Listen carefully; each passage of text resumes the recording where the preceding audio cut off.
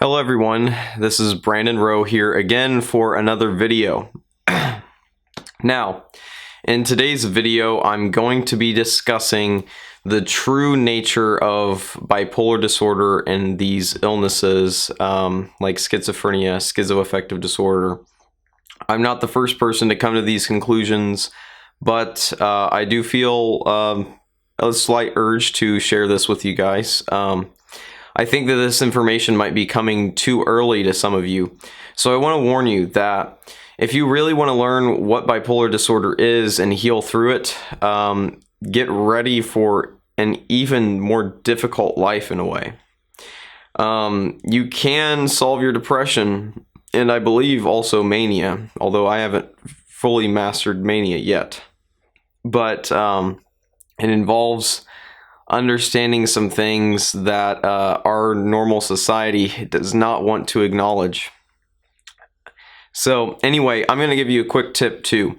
If you have any anxiety symptoms, I've noticed that CBD really helps. I like to vape it. But CBD, the compound that comes from cannabis, if I can talk. So for that quick tip, if you would give me a thumbs up on this video, I would appreciate it. Also give me a thumbs up if you appreciate what I'm about to tell you after you watch it. And make sure to subscribe if you think this information in this video, this kind of stuff is something you want to see more of. So anyway, let's get started. What is bipolar disorder actually?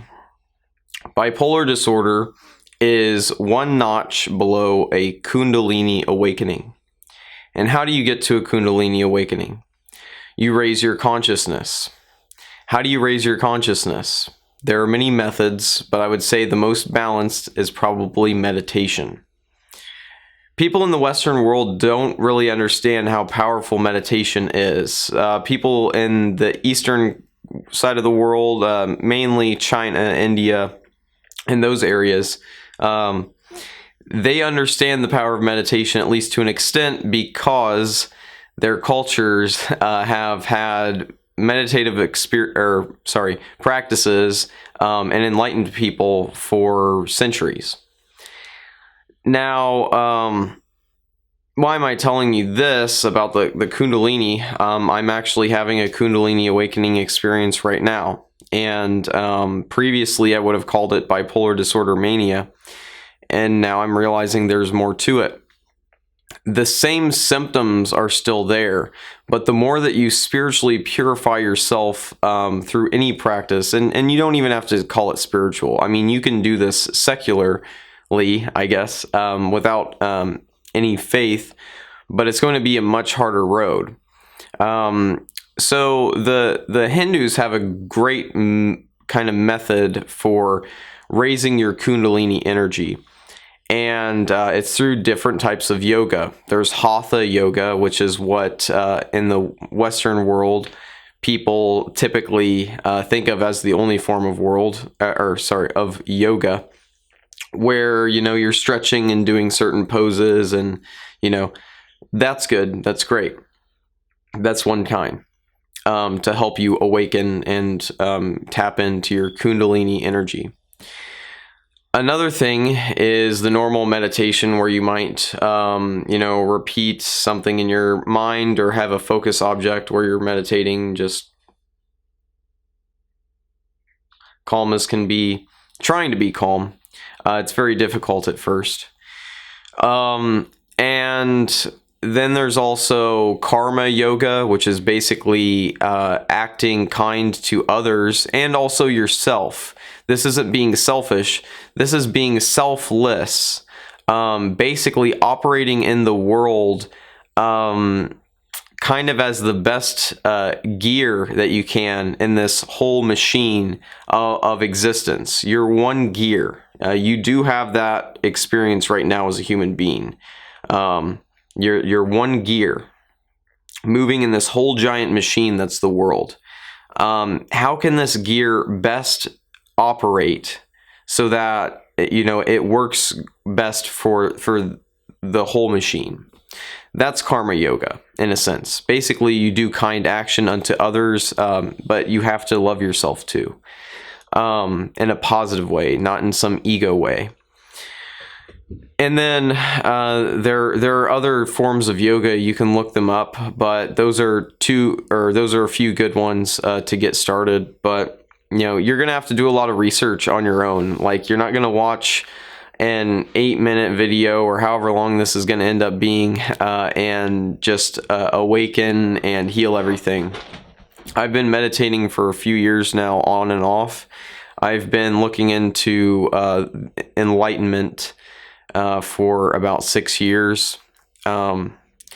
I took psychedelics at one point to magic mushrooms, and I have videos about that to kind of supercharge my spiritual progress and my journey toward enlightenment.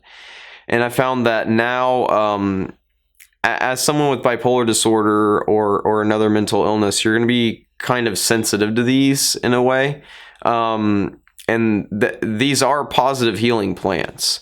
But if you ever go the psychedelic route, just know that you're kind of jumping ahead a few steps, and you're going to pay the price for that.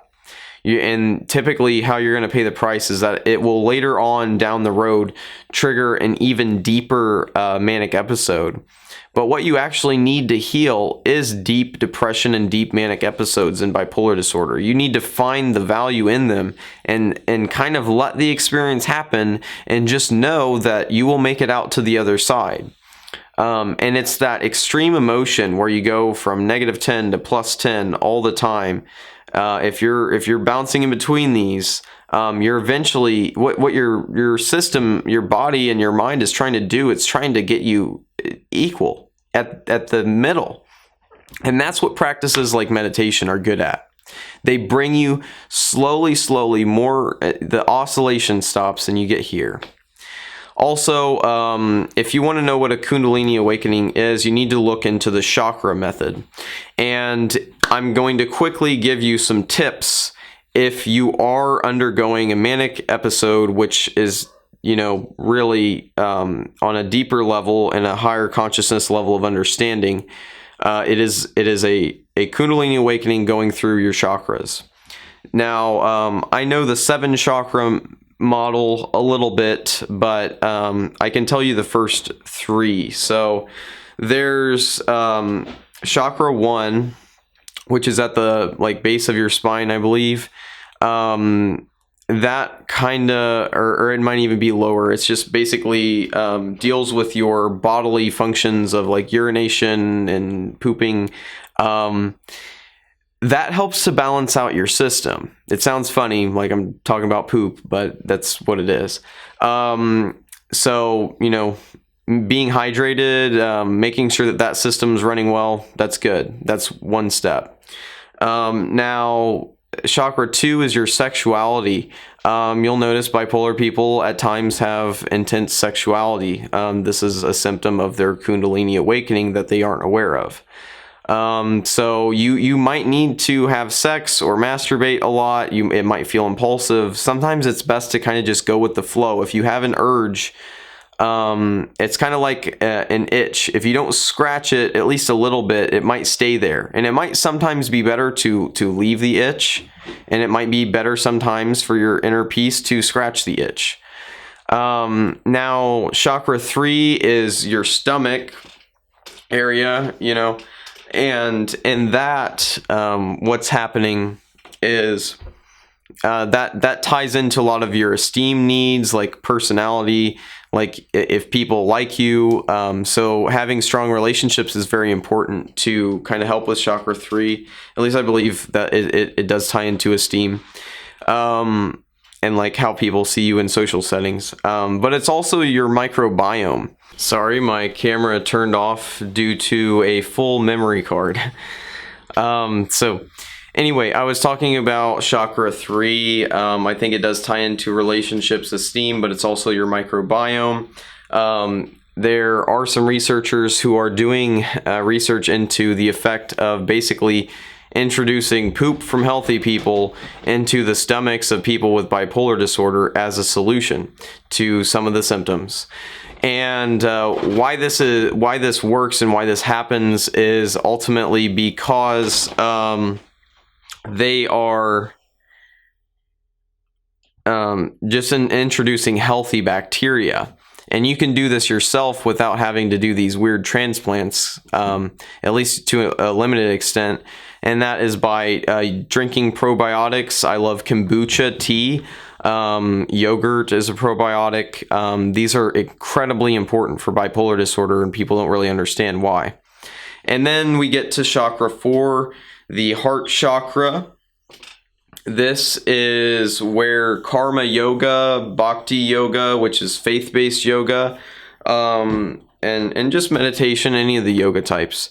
But really I would say bhakti and karma yoga, doing the right thing and believing in something higher than yourself, they really help to supercharge your progress into healing this. And making this become an awakening experience instead of some horrible illness.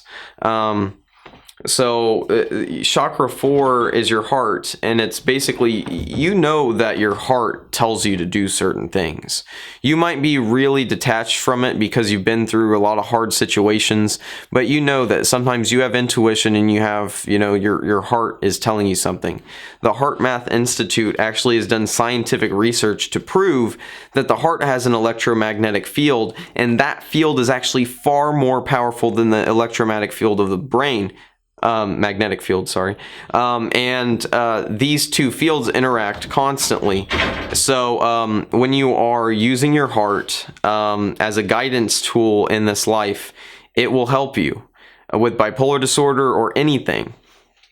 Now, chakra 5 is the throat chakra. For me, I've noticed doing something like I'm doing in this video, talking, expressing my truth, what I've found to be true, what I believe in, that helps me, and that's the throat chakra. You might notice like fast speech or something. That's a common thing in bipolar disorder. That's a symptom.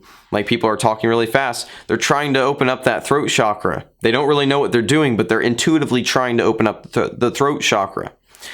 Then you have our third eye, something that our modern Western scientific model of understanding is now struggling to really accept. But cultures that were in some ways even more advanced than us in a spiritual way or in an existential way, they all knew about the third eye. You can go look at it, read into different religions or cultures in the past, and you'll see that we've known about the third eye for thousands of years. Our stupid Western culture thinks that we're the best thing in the world. We're fucking not. We have a lot of nice things, science, technology, it's great, but we don't know much about spiritual science. That's why we got to turn to the East, and then we can come back to the West, and then we can see that there is a strong basis for true non-duality spirituality or non-dual spirituality in the West too, but we'll get to that in another video. So the third eye, that's kind of that might be an even like stronger sense of intuition. Like you're getting into, you can like tell that things are going to happen, or you might feel, it's basically kind of like some woo-woo stuff, mystical powers. You start tapping into those, and it's a bit scary to start to see them work. But it's fucking real. It's fucking real as hell, I'll tell you that right now. And then chakra 7 is like your crown chakra. I would just say, think about you being a king wearing a crown and what all that brings. It brings power. It brings, love for your people. Your ability to try to do the best, but it brings other things, and chakra 6 and 7 have a lot of power hungriness to them. There are chakras beyond 6 and 7, but that's for another video. So I've given you a little bit of the explanation behind how bipolar disorder is really just a Kundalini awakening.